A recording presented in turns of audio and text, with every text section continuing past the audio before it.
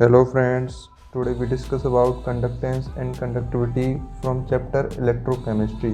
First of all, conductance it's denoted by Z is the reciprocal of resistance.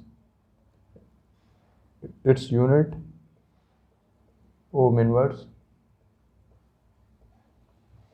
Now conductivity it's denoted by symbol kappa.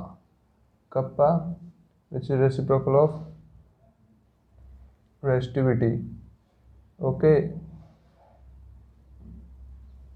1 by rho. Now we found value of rho by formula resistance. Okay, 1 by rho equals to 1 by resistance into length over area. Okay, 1 by rho means kappa and 1 by resistance it's G conductance and length into area is G naught, which is known as cell constant.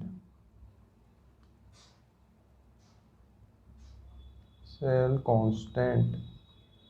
Okay, it's very important formula which is used in numericals. It is also okay. If you like this video and this topic, then you like my video and subscribe my channel. Meet you again with the interesting topic. Bye bye.